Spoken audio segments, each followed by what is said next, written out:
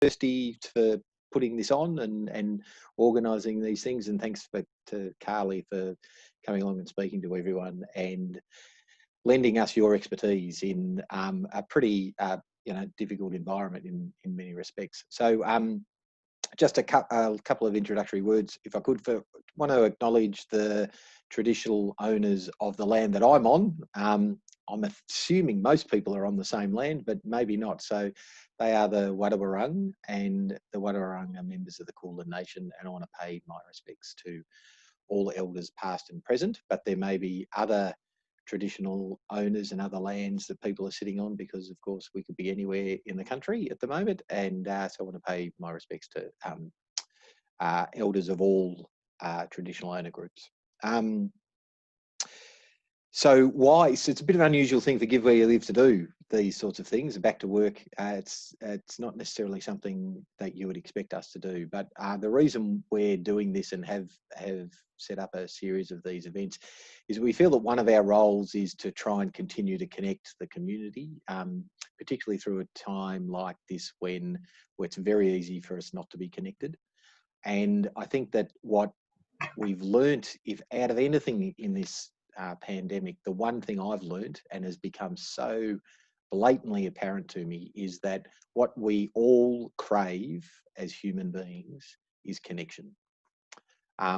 Because the biggest problem for everyone has been the fact that we haven't been able to have the connection, whether that's connection with the outside world, connection with family, connection with friends, connection with colleagues, connection with workplaces. We've lost connection, and we've all craved it, and we're all desperate for it, and we're also used to just having it. And so we think that as an organisation, one of the things we are able to do, because of a reasonably unique position that we hold in the community, is to be able to connect people and continue to connect people. And so we wanted to try and provide this sort of connection for small businesses, and also provide a bit of support and help for businesses that have really continually supported us over a long period of time. So really, really hope that you get something out of it. As you'll probably know, we've got Carly. So to me, she's just there to right of me. Carly Saw, who is Director at Strawberry Sea Consulting and expert in HR, has worked in HR for 20 years and is going to answer all your questions. If you've got some questions throughout the course of this webinar, just put them in the chat function, which is down the bottom. Just pop on there and we'll be keeping an eye on those. I unfortunately can't stay for the whole session because I have 14,000 other Zoom meetings to attend, but going to hang around for a little bit and going to hand over to Carly, and really looking forward to hearing what you've got to say. Carly, thanks for coming. Thank you, Bill. Now I'm going to share a screen, guys. I had some questions. It was great. We had a few questions that sort of came in beforehand, so I've sort of put a couple of slides together to try and answer some of those, but then we will have hopefully plenty of time for questions. And I see quite a few familiar faces out there, which is really nice. So bear with me 1 second while I share my screen with you all. And I've been having IT issues all morning, and so little things that you're going to hear, little things popping up and dinging. That's this thing that I'm waiting for my IT guy after this to go in and work out why my outlet's not working and dinging every 2 minutes. So thank you for your introduction, Bill. Strawberry Sea Consulting's been around since 2013, so just on 7 years. And you know, I myself have been managing my team through all this, so we've always worked remotely, so that's been pretty handy. It wasn't too much of a change for us.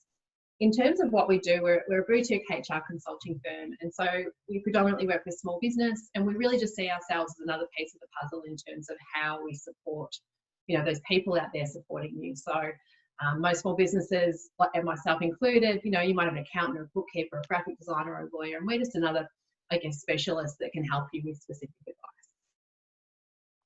So there were sort of 4 main areas, I guess, the questions came up about, and I was sort of saying to Kirsty earlier that, you know, it would have been really nice if some of them were a bit more specific. They're all quite broad questions, so I'm going to try and touch on them as much as I can, but the fact is every business is different, and so therefore it's really hard to get too specific, but I'll do my best. But we're really going to cover sort of supporting employees during this time, managing workplace flexibilities, a bit about recruiting and onboarding in this current climate, and just to finish, I'll finish the sort of, I guess, more formal part with some a little bit about just what HR policies are worth having a look at this time. I think just before we came live, we were discussing the idea about, you know, communicating with staff and how hard it is to support people when you can't provide them with certainty. And I think the biggest theme that we've talked about with our clients during this time has been communication and consultation. And the idea that, you know what, messaging is changing from early March. You know, what you were telling someone 3 days ago would change. And really what we recommended people do is think about your intent, because your intent hasn't changed. You know, at the beginning of March, your intent was to support your employees to your best of your ability. It was to keep everyone employed in the maximum capacity possible for the longest period of time. So unfortunately though, your actions and your behaviours that you had to do to make that happen might change. So really we've recommended not just communicating, but over communicating. Letting people know what's going on. People, you know, they want certainty, you can't provide it, but what you can say, keep coming back to, is we're not going to change the fact that everything we're doing is to try and keep everyone employed. Now, every business is different. That can, for some, that meant having people working from home. For others, it meant having to set up an environment that met their requirements. You know, from a physical standpoint, we've still got one client that's completely shut down. They work in events. So really, it came back to communication and consultation. And the consultation element is not just telling people what you think they want to hear, but it's talking to them. What are their concerns? What's worrying them? What, you know, even as we come to this, you know, sort of come to the other side, there are some businesses that are transitioning people back into work. Some people have never left the physical workplace because that's just how they have to run their business. But if you can talk to your employees, one, they have amazing ideas. We've had some great examples with clients where we've sat down and brought their team in, or they're, you know, virtually, and they've spoken about it, and they've thought of heaps of things that could be done within the business, whether it was, you know, being more flexible in the services that they provide, or how they're going to do it, how they're going to return to the workplace. They've had some great ideas. So it's worth it just from that sense, but it also gives people a sense of control, that they're having some sort of contribution. They're not just being communicated at, but they're part of the conversation. And those conversations, whether you're having them as a team or then individually, are where you will find out what their individual needs are and where they need that support. And you know, you cannot make assumptions about what's happening in someone's life. You might know a bit about what's happening in their personal life, but you know, there could be a whole ream of things that are affecting them that you're unaware of. So it's really about, I guess I've got on there, adjusting your management style. You know, what worked for you prior to this may not work at the moment. So what can you do differently? Are there employees who you could kind of keep it, if they were physically in front of you, you could sort of see when they were, you know, think something was up. Well, you don't have that anymore. So what are you going to do differently? And how are you going to check in with them to make sure they're doing okay? Because it really is a mix of that physical and mental health. The physical is actually easier in a lot of instances, depending on your industry, but there's so much information out there to support people from the physical side, but the hardest part, I think, is that mental side. We have businesses where we've got employees who actually don't want to come back to work in the physical environment, are happy to work flexibly from now on. And at the other end of the spectrum, you're going to have people who, we've actually got a couple of clients who are still all working remotely and will for quite some time with the latest things that are happening, who have got employees saying, I am struggling mentally, I want to come back to work. So how do you handle that? How do you look at it on a case-by-case basis, but also provide consistency? So it's very hard to be specific, but they're the things that you need to consider, and you need to talk to your people, because that's how you're going to find that out. In terms of those workplace flexibilities, it really is a mix of that business and individual need, because the business might want or prefer to do things a certain way, but will that fit in with the individuals? And that's where that consultation is so important. You can't just assume that what you want to do is going to fit in with everybody. And I wanted to add in there something about the industrial instruments, because anytime you're going to make changes, and that could be from working from home, it could be changing hours, you might, you know, things are changing, you need to now change people's hours, the days you operate. You have to look to your industrial instruments to ensure that you're meeting those requirements from a legal standpoint. Now that, if you're award free, that will be the Fair Work Act. if you're subject to award, it will be the award. It could be an EBA. It will also be the person's employment agreement, and all of those things work together. And it will also be JobKeeper. There's some changes to the Fair Work Act with JobKeeper. So if you receive JobKeeper, that actually opens up some more things to you around flexibility. So it's always important, even before you start that consultation, to understand, do you have to consult? Well, legally, do you have to consult? Do you have to give notice? You know, is there a requirement in your award that to make a change to someone's hours, you've got to give at least 4 weeks notice? That doesn't change just because of the fact that there's a pandemic. So that's important.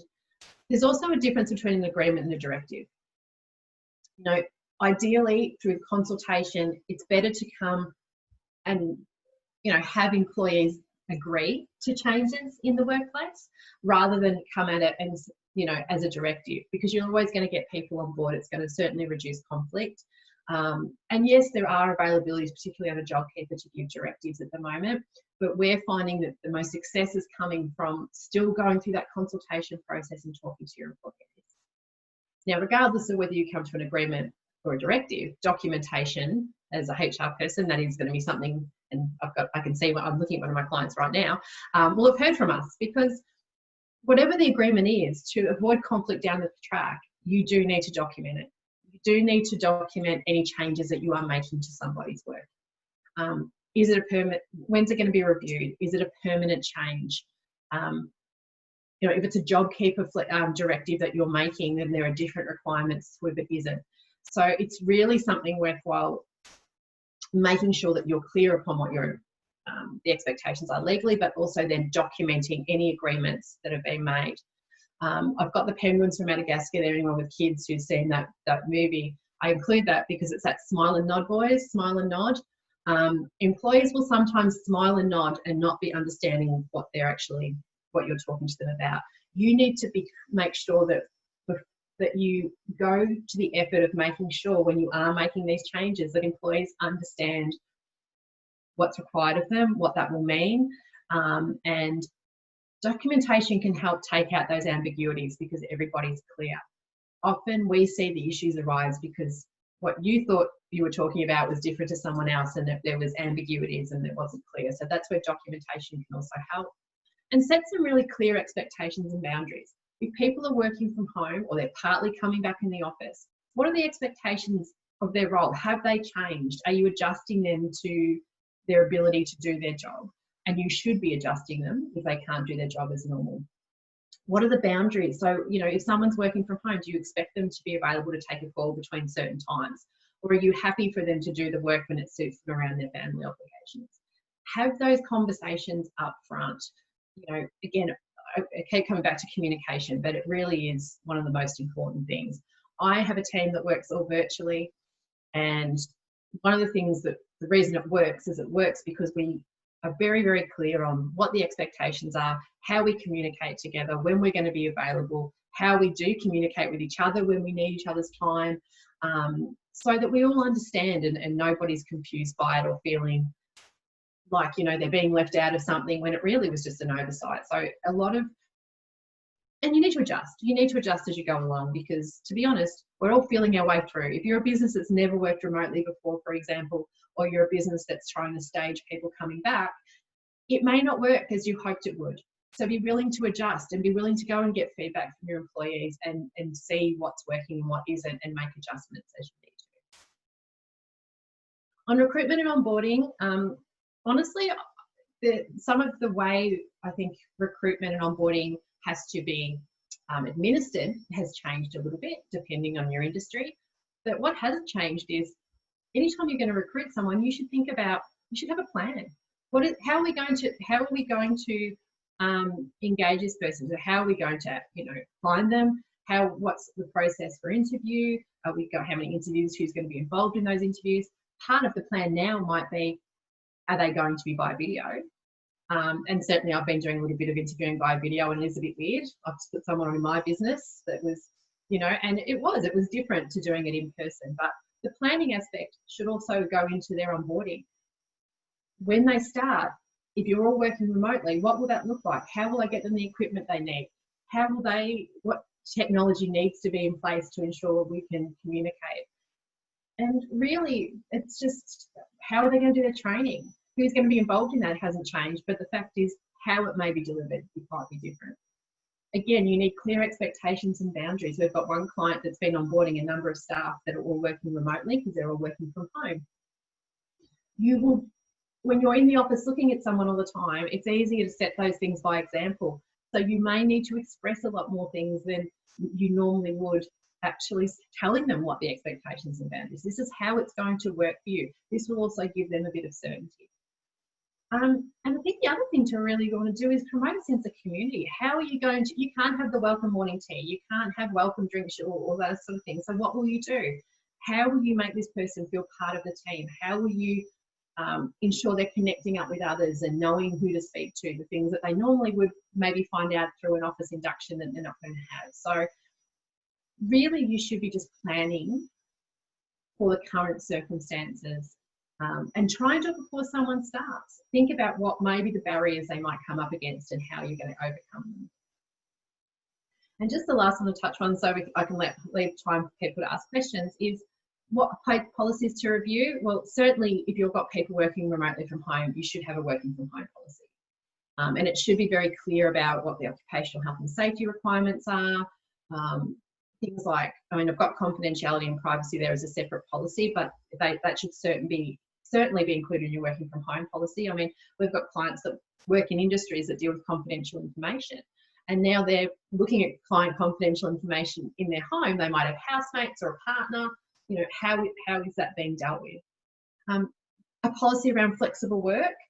A lot of people are putting them together on the fly because all of a sudden we have people working flexibly, but I'd like people to think about what that policy will look like as we start to return more to what the world used to look like.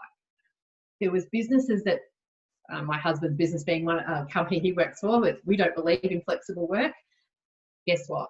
A lot of businesses that didn't believe in flexible work are now doing it. So what will that look like for you moving forward? Will the expectation be everyone goes back to working in the office the way it was? That's going to be a hard sell if it's worked successfully for some of the people in your organisation. So will that look like moving forward? And it might be something you really want to look at before those questions start to arise. Certainly reviewing your health and safety policy.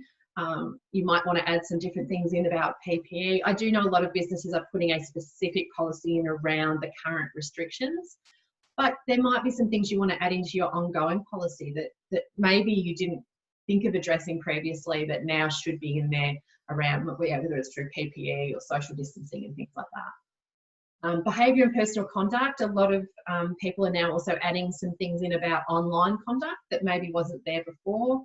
A good policy should actually work regardless whether you're online or in person. But I've got a few clients that we've added in some very specific things now that we're working remotely about online behaviour, expectations when people are doing online meetings.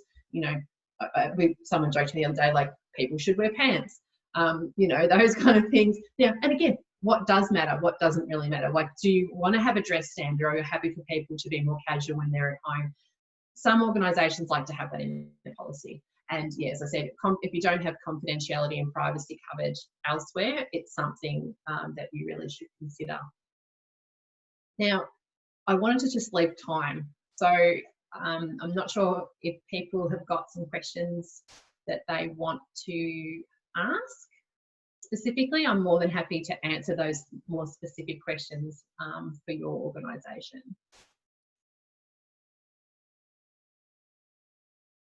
Happy for someone to unmute and ask a question, or put it in the chat box.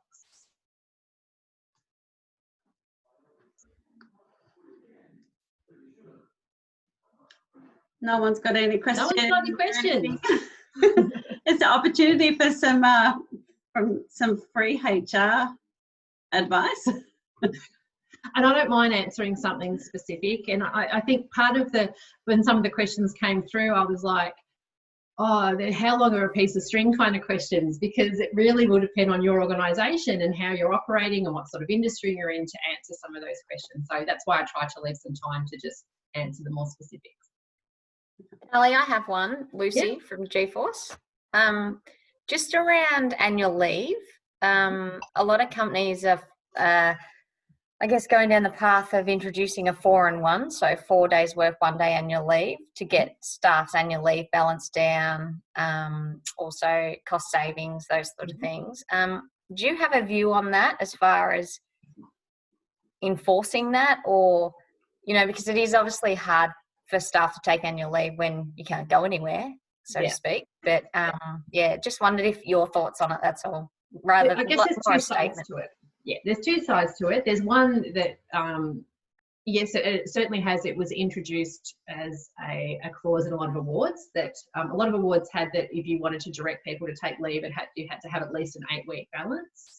And that has actually changed to 2 weeks under a lot of awards as part of the clauses that will sunset at the end of September.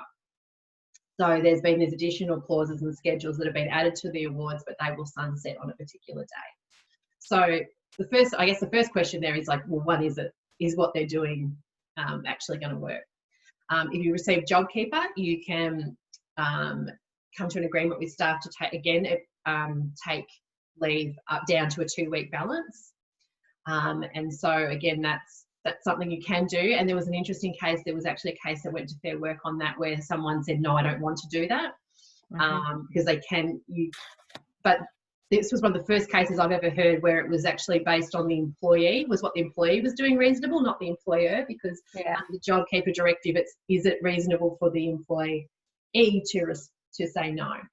And look, I also see it from the business side, because you've got businesses that are trying to stay afloat. They're trying to avoid putting people off. They're trying to keep their costs under control. And part of that is that they're saying, well, we've got this massive leave debt here, and so we don't necessarily have enough work for everybody, so we're going to use this time to get everyone to bring their leave balance down. And it's part of the strategy of us financially being able to make our way through this. Yeah. In terms of my view on it, I think it's got to be, every business has got to look at their situation. So if you're in a business that's really doing everything you can to ensure that when JobKeeper's not propping me up anymore, that I am in a financial position that we can still continue to employ everyone we are now, it might be a part of their operational strategy to be able to do that. Yeah. But to me, it comes back to communication, consultation again. Talking to your staff and saying, this is what we want to do, and this is our reasoning, explaining to people. When a communication hits your inbox that says, this is what's happening, people will go, what the hell's going on? If you said to them, look, we are working through a number of things that we are doing, and one of them, things we need to do because we're trying to make sure that we come out of this financially viable as a business long term, is to bring everyone's leave down. So we're asking everybody to do this. Now, if you have a particular reason that you don't want to do it, please talk to us. Let's see if there's something we can, work on. But, this particular case that went to Fair Work, this person had like 10 weeks leave, and their argument for not taking, and they were asked to take 1 day, the equivalent of 1 day a week for a period of time. And their reasoning for not doing it is, well, I've got all these 3 or 4 holidays I've got planned that I want to take, none of which had been actually asked for and approved. And they were also on JobKeeper getting paid up to the $1,500, which was above their normal wage. And the question came back to, well, it was not unreasonable in that instance for them to ask people to do that. And that's part of everybody, I guess, taking a little bit of the load for the greater good. And so for me, it's just about the communication strategy and listening to people who legitimately say to you, I need this leave for something else, and taking that into consideration on a case-by-case basis. I think most people are quite reasonable when they understand why, but when they're sort of blindsided by something, that's often when they'll put up more of a fight. Yeah. Thank you. Does anyone else have anything sort of specific that they wouldn't mind getting a little bit of advice on? I mean, certainly we're sort of seeing, from our perspective, most of our clients have, after that initial sort of first 4 weeks of everybody panicking, I think they know how they're affected, and they're doing their best to kind of continue on. I think the next stumbling block is really the end of September. A lot of businesses are able to continue to keep moving because of JobKeeper, which has been a real saviour. I mean, it's caused its own issues. I had one this morning I was trying to find an answer to, which wasn't an easy one. But yeah, ultimately, unfortunately, I think it's still going to mean that some businesses are going to have to make some tough decisions come the end of September. Hopefully it won't be as much as it would have been if they had to make those decisions in April, but yeah, I think it's very watch this space. And it comes back again to the uncertainty, you know, and getting people involved in the conversation and at least talking to them. They may not have the certainty, but at least they feel like their voice is being heard, and that can help. Anyone else want to ask me? Sorry, I've got another. Oh, yeah, go for it, Lisa. Can I go again? Yeah, go. Just a quick one around, we've obviously been saying to staff, we'll review in 2 weeks, we'll review in a week, we'll review, and now we've decided that's causing more anxiety. So we're going to say, you know, we're staying at home, work from home for a period, we'll notify you when, blah, blah. But what about, have you got any tools that you could recommend? We obviously go down the EAP for staff feeling a bit anxious, but have you got any tools you recommend for the staff that are anxious about coming back more so? It's sitting down and trying to understand what is it they're anxious about. Yeah. So what is it that's causing them the concern? Because it will, but often we go wrong because we make assumptions. We assume that this someone's, you know, reason for not wanting to come back is X, but it's actually Y. So find out from them. Okay, you seem quite concerned about coming back. What are your concerns? Can we address those concerns? You know, is it we're seeing some. You know, we work with a lot of allied health, and we're seeing sort of administration staff, maybe the practitioners, a lot of them have stayed in working, but the admin haven't, and now they're being asked to come back. Well, my first point is, well, what is their concern? And then you might say, well, we've done X, Y, and Z. What else do you think we could do to make this better for you? What would help you feel better about it? And, you know, I've got a few people I know sort of working in Melbourne CBD, and a lot of the ones in Melbourne CBD are just saying indefinitely to the end of the year at the moment because of the public transport element. And this is where it comes down to your individual business. If you're an individual business who is in a standalone building where people can park and quite easily come in and have that sort of social distancing, and you've put those things in place, you know, one of the things we're really suggesting for larger organisations that have a large number of people is get a bit of a sort of subcommittee going where you kind of might meet every couple of weeks to talk about, you know, what are your ideas about how we're doing this? You know, it shouldn't be one person making all those decisions, and it's not fair on them anyway. Often for office managers being told you've got to make this work. Well, you shouldn't have to come up with every idea, and I think you'll find that a lot of our clients have said when they've done that with their team, they've come up with some awesome ideas on how things could be done differently or better. And there's different models out there. You know, one of the things that we've been doing with one client is they're doing sort of a Monday, Tuesday team and a Thursday, Friday team. Yeah.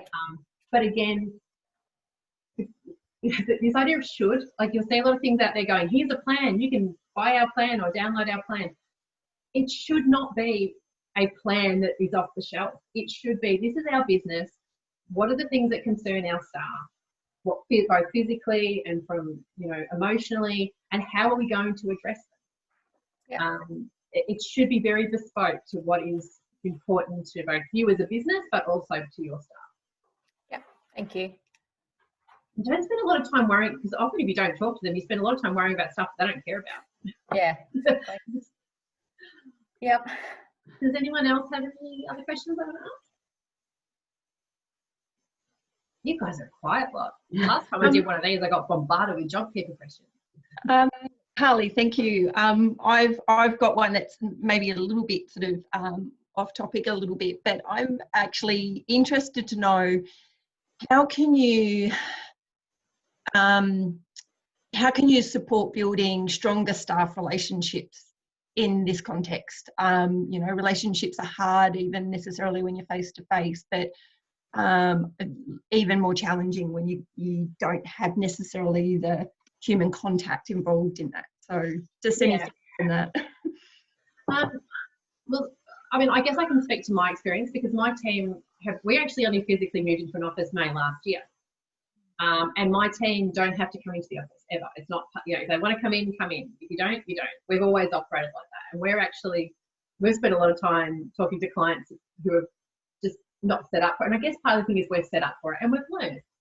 So, you know, I've got a really clear idea on how and when I communicate with my team.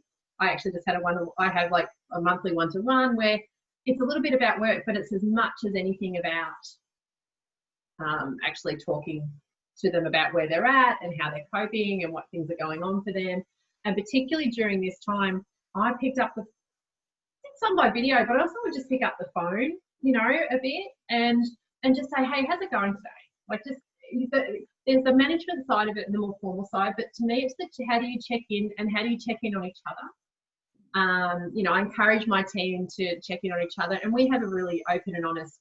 Again, a lot of organisations have really seen what their culture is like now.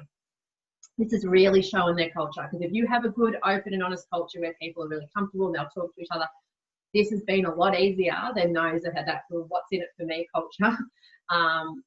It's really amplified people's cultures. So look, I think it's trying to think, and again, for that individual, some people will really love that you will ring and check in with them. Others are going to be like, why are you ringing and checking in with me? That will actually, you know, so you've got to get to know that individual. What do you need? And I say, what do you need from me? Like, how would you like me to approach this? And as I said, you know, it sounds that word communication, but it really is. And it's accepting that everyone's different and understanding what's challenging you outside of work. Because like one of my team, her husband was working from home. I have one team members with older kids, a lot easier for them to manage around work and things. Those with smaller kids who don't really care that mum's on a call or whatever it might be. What were their challenges? And one of my team had a 2-year-old and 5-year-old at home, her husband running his business from home, and her mother-in-law from South Australia indefinitely staying with them. I dropped wine around. That was one of my things. I dropped wine. I just left it on her doorstep because her husband didn't pay nearly enough. But just, you know, ringing her. And the other thing we did was we tried to do things not work related. Like we organised drinks, like a, you know, of an evening. It wasn't compulsory, no, you didn't have to come, and we made a rule no one was talking about work. You know, it was just that little check-in. And so for her, you know, and also then understanding what I kept checking with my team and saying, what are your challenges? Like, what's challenging you? What are you finding hard? And how can we change things around to make that easier for you? You know, so that just that understanding, trying to gain the understanding and recognizing that person A and person B might have very, very different challenges, and you may not be aware of what all of those are. Thank you. Does that help? Yeah, no, it was good. And you know, we use Slack as a communication tool, and one of our channels in Slack is called General, and we talk about what podcasts we're listening to or books we're listening to. One of the girls had a baby in April, and we get what we call, the baby's name is Lucy, and we get Lucy spam once a week. And she's like, am I sending too many photos? We're like, no, we want Lucy spam daily, like just send photos, you know. And we get in there and we talk about non-work stuff, and you know, it's that works really well with my team. But you have a team of introverts that like the backroom stuff. They might be, why are you trying to talk to me all the time? So yeah, it's got to be fit for purpose. Okay, has anyone got any final questions before I'm conscious it's nearly 1:10. We could probably chat all afternoon, but I'm sure some people have got to get back to work. So thanks, Carly. That's been really interesting, and I think some of the words that really resonated with me, and I'm sure with others, that, you know, we are all just navigating our way through this constantly changing landscape, and sometimes it's a different landscape every day, and we're facing different challenges every day, and that we all are just, you know, getting our way through it. I think your comments around being flexible and open and being reasonable, you know, and that sort of goes on both sides, I think are some really thoughtful words that everyone probably needs to have a bit of a think about. So thank you for that. So thanks everyone else. I've just seen there's some few little chats coming up. So thanks everyone, and we will see you at our next workshop. And I'll just add before I go, if anyone does want some more specific stuff, just kind of, you know, jump on the website and make a time to speak with me, or my email's carly@strawberryseed. Just send me an email. I'm more than happy to answer some specific questions that maybe you didn't want to ask in front of everybody. Thank you, Carly. That's really valuable, and very kind of you to do that. Right. So thanks everyone. Good to see everyone again, and we'll chat later. Thank you. Thanks, Carly. Bye. Thanks.